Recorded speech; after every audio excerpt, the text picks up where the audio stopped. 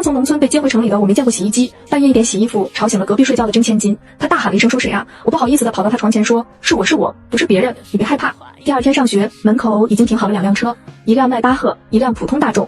我看着孙明珠上了第1辆，刚准备跟上去，就被司机拦了下来。这是孙小姐的专属车，你的车在后面。我认不出2辆车的区别，看了后面的车，内心不由得感慨，城里人就是不一样，每个人还有专属的车。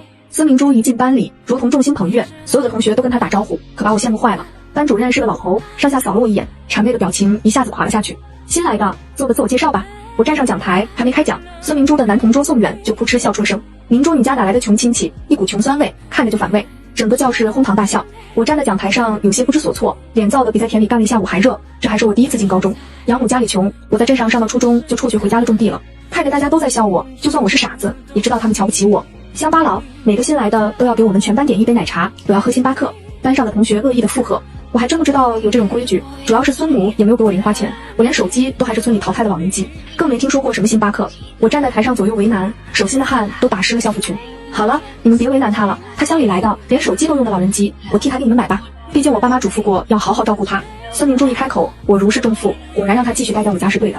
我逃一般的回到了座位，奶茶很快就送上门，发到我这里的时候，突然就没有了。不好意思啊，小草，我忘记买你的了。刚刚起哄的几个男生恶劣的望向我，眼里满是挑衅。我心中一阵不平，孙明珠不就是忘记买我的了吗？他怪他干嘛？他们的奶茶还是他请的呢？我必须给孙明珠一个台阶。没事妹妹，你再给我买几杯就行了，我不怪你。为了让那些男生吃瘪，我主动拿过孙明珠的手机，开始点单。这城里的饮料我还没喝过烈，多买几杯来尝尝。不知道是不是等久了，孙明珠的脸上一阵黑一阵白，真是不要脸。旁边不知道是谁小声骂了一句，还是被我给听见了，太过分。我完全能理解孙明珠，刚才他们就是这样欺负我的。你1个月零花钱多少啊？孙明珠脸色温和了一点，语气带着炫耀。我怕吓着你，我真不知道爸妈不给你零花钱，他们都给我1个月10万的。你们乡里人种地下10年都赚不到这么多钱吧？我沉默了，何止10年，起码得20年。上课铃声很快响起来，我连忙把手机塞给孙明珠。上课了，别影响你了，记得付钱。可等到了下课，我也没喝到。我想一定是明珠忙忘记了，不过没关系，做姐姐的要体谅妹妹。第2天上课，我特意提早了1个小时去学校。我从小记忆力就超强，把他们昨天喝的全部一模一样买了2杯，放到他们桌子上。正发着，就听见外面传来刺耳的奸笑。看他昨天那个丑样子，今天我们怎么整他？一群女生围着孙明珠走进来，看见桌子上的奶茶傻眼了。你去哪里偷的钱？我笑着跟他们打招呼，一边解释，昨天我找妈阿姨要的。我还记得他们不许我暴露身份，为了这巨额零花钱，我可得管住嘴。昨天我特意问了孙明珠的零花钱的额度，孙母为了表示自己不偏心，我才能要来这么多。孙明珠旁边的女生愤愤不平，真是吸血鬼亲戚。明珠，要不要我们帮你出气？可惜我忙着发奶茶，我没听见。发到宋远的时候，我为了报仇，特意给他买了3杯。刚放到桌上，宋远大掌一挥，全部奶茶全部泼到我身上，连内衣的颜色都透出来。你手上好恶心，谁敢喝这么恶心的奶茶？脏死了！我看了看他们的手，再对比我的手，确实恶心。在乡下时，为了活着，经常喂猪插秧，各种农活都得干。我10根手指被稻草割的都是痕迹，心伤叠就痕，长久下来就变成了一道道抹不去的黑印，弯弯曲曲的，像密密麻麻的虫子。几个同学看得干呕出来，桌上的奶茶被1杯接1杯丢进了垃圾箱，还没发的也发出去了。我眼眶一热，眼泪差点不受控制。城里人真浪费，给我自己喝也行啊，干嘛非要丢掉呢？我想跑去厕所擦下身上的污渍。上课铃声响起，班主任走了进来。懂不懂规矩？上课了就回位置。你们乡镇中学没教过纪律吗？没办法，我只能再等下课。为了不浪费，一个人尴尬的喝了4、5杯星巴克，差点给自己喝吐了，才熬到下课。5杯饮料的作用上来，我差点没憋死。刚要打开厕所门，发现从外面被人堵住，刚想呼救，一桶污水从头淋到尾，被迫晾干1节课的奶茶污渍又被重新覆盖。哈哈哈哈！落汤老乡鸡，明珠怎么样？爽不爽快？下次我们再来什么？门外的对话激得我火冒三丈，用了拉猪的力气，一脚就踢开了门，扯着几个女生的头发就往墙上砸。班主任匆匆赶来，严肃地给孙母打了电话。好啊，那就让孙母来评评理，到底是谁的错？城里人怎么这么坏？还没进办公室，孙明珠突然扇了自己一巴掌。姐姐，他们都是我的好朋友，我不知道他们会为我抱不平。你扇我解气，只要你解气原谅他们，打我多少下都行。孙母一进办公室就看见了孙明珠脸上的五指印，不等我开口，就上来猛扇了我一巴掌。我把你带回来，不是让你来欺负我的宝贝女儿啊！从小到大，我都没打过她，你一个在乡下的村妇，凭什么打她？我这下在纯也明白了，在我的亲生母亲眼里，我就是个会打她女儿的泼妇罢了。比起我这个乡巴佬，她只爱孙明珠。从小到大，虽然养母总说我吃的多，把我捡回来拖她后腿，但是她从来没有打过我。嘴上虽然不讨好，但碗里的饭总是满的，菜总是我爱吃的。我最皮的那年，放火烧了邻居家的稻田，养母也没有打过我，只是饿了我一下午，把家里唯一的猪卖了赔钱。妈妈都没有打过我，她凭什么打我？我没有打她，是她欺负我。孙母刚刚打了一巴掌就后悔了，半天不敢开口，见我顶嘴，愧疚马上又烟消云散。你还敢顶嘴？人家班主任都给我打电话了，你还说你没闯祸？明天你就给我滚回你的山区，我捏紧拳头，瞪着眼睛倔强地看着孙母，一字一顿。我说了，我没打他，是他欺负我。孙母被我气到，举起手还要打，对上我不闪躲的眼睛，又停在半空。什么都不用说了，你现在就给我滚回家去。孙明珠嘴角的笑意差点压不住，还要假惺惺的出来维护人设。妈妈，姐姐不是故意的，你给她一次改过自新的机会吧，求你了。孙明珠越懂事，孙母对她越发心疼和愧疚。乖宝，放心，妈妈绝对不会让你受委屈的。孙大哥不知道从哪里得到消息，气喘吁吁的跑进办公室，捏着孙明珠的胳膊，对她一顿扫视，跟山里发怒的野猪还要吓人，责怪的看向孙母。明珠，她居然敢打你！妈妈，我当初就说过了，没必要心软把这个乡巴佬带回家，你心软不听。明珠从小到大不是我们捧在手里的，连重话都没说过几句，现在被打的脸都红了，你满意了吗？孙母眼眶红了，叹了口气，是我慈母心肠，妈妈这下知道错了，现在就去办退学书，到时候给她一笔钱，也算了却母女缘分。我还没开口，就看着几个人在我面前唱场大戏。孙母掐着我的手臂就要往我把校长办公室带，我甩开手。养母跟我说过，穷啥都不能穷志气，就算回农村种地，我也要争口气。我说了，不是我打的。孙大哥叫来校医给孙明珠又是敷药又是冰敷，脸上几乎要看不见的红印，他们生怕他有个3长2短，还准备带他去医院做全面体检。反观我，白色的校服被拖把水染成灰色，头发被扯得像刚掏了蛋的鸡窝，仔细闻还能闻到酸味。他们好像完全没看见，原来童谣说的是真的，没人爱的孩子像根草，可我是小花呀，你还敢狡辩？孙大哥一脚踢向我的膝盖，幸好我干农活膝盖直立久了，不然就差点跪下了，膝盖火辣辣的疼，我缓了好一会儿才缓过劲儿。你们为什么不信呢？我虽然是农村人，但我从来不撒谎的。孙大哥嗤之以鼻，出言嘲讽。越是山沟沟里的人，越是心思不纯，是块贪财。我走向孙明珠，既然他们不信，我就证明给他们看好了。你想干嘛？我举起手，狠狠地甩了孙明珠一巴掌。办公室的尖叫此起彼伏，孙母和孙大哥赶忙把孙明珠护到怀里。张小花，你是不是疯了？扇了一巴掌不够，还要再来一巴掌？报警！我要报警抓你！我等他们冷静了一点，才开口解释。不是啊，是你们一直不信，我才只能这样。我指了指孙明珠的右脸，两人顺着我的手指望过去，看见了孙明珠雪白的脸迅速被巴掌抽得红肿高涨。你什么意思？等会儿我们就去验伤，这肯定有2级伤了。我叹了口气，城里人好蠢，这点侦查能力没有吗？他们情绪激动，我只好开口解释。我的意思是，如果说我扇的巴掌没那么轻，你看我一扇他的脸都肿起来了，我完全没用力哦。他左脸的巴掌印都没有，怎么可能是我打的呢？你们动点脑子好不好？这么简单的道理都把想不明白吗？我常年干农活，力气怎么可能只有那么小？孙母好像被我说服了，沉默的不停抽泣，脸也燥得通红，估计是发现误会我了。而且你们没看见我浑身湿透了吗？如果就算是我打人，我会无缘无故的打人呢？如果我无缘无故打人，为啥不打你？为啥不打孙大哥呢？明明你们比他更偏心，是不是？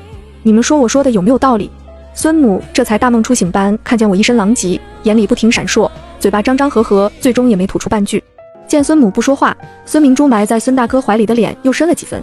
姐姐，只要你解气就行，我没事的。妈妈，哥哥，为了我们家的和睦，你们不要再说姐姐了。孙大哥低头就看见孙明珠高肿的脸颊，眼神恨不得把我生吞活剥。如果不是你欺负他，他会动手吗？我不相信明珠这么好的孩子会无缘无故欺负你。孙母听见孙大哥说话，仿佛有了主心骨，跟着附和。就是啊，小花，有什么事情你可以跟妈妈说，但你不能动手啊。就算你妹妹跟你发生争执，刚才你打她那一巴掌，我们可都看见了。我虽然文化水平不高，但是我还是看过电视的，电视剧里管这个叫什么来着？对，受害者有罪论。那妹妹应该怪你们啊，要不是你们不分青红皂白的冤枉我，一直不肯相信，我怎么会用这种极端的方法证明自己呢？你们就觉得自己没错吗？其实你们才是孙明珠被打的源头，你们确实应该反省一下。孙明珠闷了半天，气得脸红到脖子根。姐姐，要怪就怪我，为什么要怪妈妈和哥哥？他们只是舍不得我受委屈。我看向一旁看戏半天的班主任，想起还有个人。班主任，你知道情况你来说下。班主任精明的眼睛充满浑浊，活到这个岁数，带来那么多学生，如果不能一下子看清楚里面的门道，他算是白活这么多年了。我赶过去的时候，张小花把班里几个女生按在厕所里打，其余的我就没看见了。我倒吸一口凉气，他们那些女生泼水他没看见就算了，刚刚他全程在孙明珠旁边，是老眼昏花了吗？你年纪大了，记性不好，眼睛也瞎了。班主任刚喝进口的水，猛呛到喉管。怎么说话的你？明珠妈妈，你看见了吧？这种孩子先不说成绩，品行就有问题，我可不敢收他，到时候成了我班里的毒瘤，拉低平均分。我还想反驳，这个班里都是些关系户，跟我半斤八两的，怎么就光我一个人拉低成绩了？够了，小花，你还是退学吧，就因为我们冤枉你，你就对你妹妹大打出手，万一以后哪天我们得罪你了，你指不定怎么报复我们，我可不想养个白眼狼。眼看孙母在退学单上要签字，我一把抢过。我还有一个办法可以证明我是无辜的。什么办法？孙母已经心力交瘁了，只想拿过我手里的退学单。那你们答应我，等会儿谁都不能说话。如果我证明了我的清白，你们就要让我继续上学，还必须赔我那个精神损失费。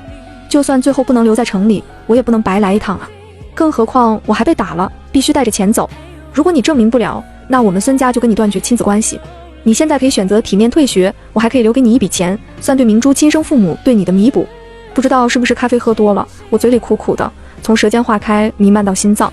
我叫班主任把欺负我的那几个女生叫到了办公室。几个女生一进办公室，看见大家都沉着脸不说话，心里就开始打鼓。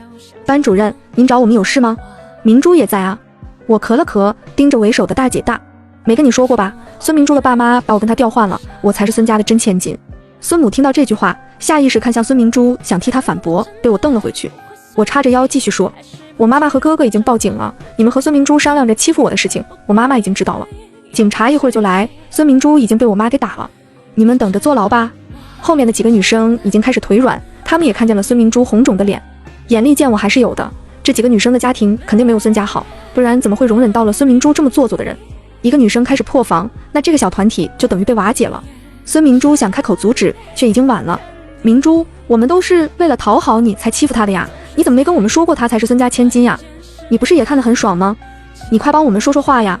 孙母长大了嘴，仿佛听到了什么天方夜谭。伯母，你原谅我们吧，我爸爸还是孙家的合作伙伴，我真不知道小花才是你们家真千金。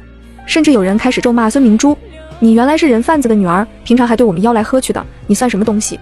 流着人贩子的血，果然性格恶劣，骨子里就是坏的。